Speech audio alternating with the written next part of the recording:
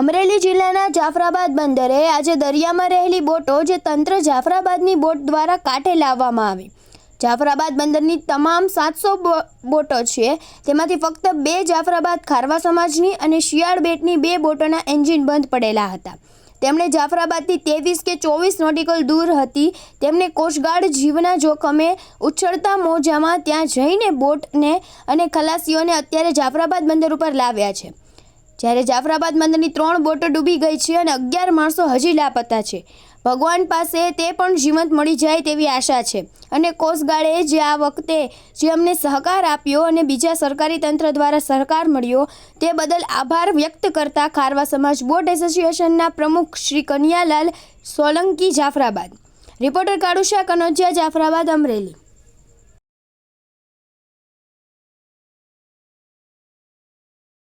કનૈયાલાલ સોલંકી સાહેબ, આપણે માછીમાર બોટ એસોસિએશન। અત્યારે દરિયામાં આપણે બોટો બંધ હતી, ત્યારે કેટલી બોટો લાવવામાં આવી છે? દરિયામાં જે જાફરાબાદ બંદરમાં 700 બોટ છે, 700 પૈકી તમામ બોટો આવી ગયેલી। ફક્ત 4 બોટો આપણા ખલાસી માણસો સહિત અને 1 બોટ ખાલી બોટ એમાંથી માણસોને રેસ્ક્યુ કરેલા છે, એ બોટ દરિયામાં છે। બાકીની 4 બોટ 2 શિયાળ બેટની અને 2 ખારવા સમાજની જેને એન્જિનો બંધ પડેલા હતા, કોસ્ટગાર્ડે એ લોકોની સાથે સહકાર આપી અને કોસ્ટગાર્ડે એની સાથે રહી અને સાચવેલી હતી। અત્યારે સવારે જાફરાબાદથી ખારવા સમાજની 6 બોટ એને રેસ્ક્યુ કરવા માટે જઈ અને બંદરથી 23-24 નોટિકલ માઇલ સુધી પહોંચી પવનને મોજાને હોવા છતાં પણ જાનની જોખમે જઈ અને આ બોટોને રેસ્ક્યુ કરી બાંધી અને ત્યારે લઈને આવ્યા છે અને બંને બોટોની અંદર 8 ખલાસી છે, આ તમામ સલામત છે। અને બાકીની 2 બોટો પણ જે બંધ હતી એની અંદર 9, એકમાં 9 ને એકમાં 10 ખલાસી હતા, આ પણ સલામત છે।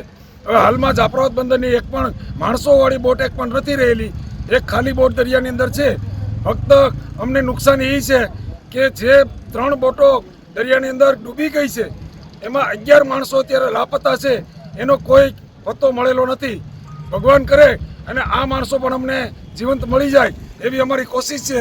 હાલમાં પણ કોસ્ટગાર્ડ ત્યાં તપાસ કરી રહી છે, તો કોસ્ટગાર્ડે આ વખતે સહકાર આપ્યો, તંત્રે સહકાર આપ્યો, મરીન પોલીસ સ્ટેશને, કોસ્ટગાર્ડે અને કલેક્ટર સાહેબ, એસપી સાહેબ, ડેપ્યુટી કલેક્ટર સાહેબ, અમારા ફિશરીઝ કમિશનર સાહેબ તમામે અમને સતત સંપર્કમાં રહી રાત દિવસ સુધીમાં અને આમાં સહકાર આપ્યો છે।